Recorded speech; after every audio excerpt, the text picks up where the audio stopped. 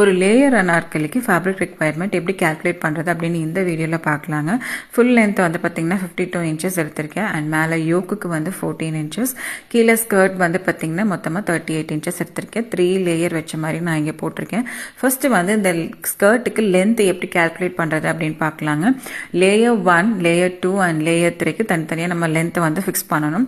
Layer 1க்கு 12 inch, layer 2க்கு 12 inch and layer 3க்கு வந்து பார்த்தீங்கன்னா 14 இன்ச் லென்த் வந்து தேவை. ஸோ மொத்தமாக வந்து பார்த்தீங்கன்னா 38 இன்ச்சஸ், அதாவது கிட்டத்தட்ட 41 இன்ச்சஸ் இன்க்ளூடிங் சீம் அலவன்சஸ் வந்து தேவை. 1 மீட்டருக்கு 1 இன்ச்சு ஜாஸ்தியாக தேவை.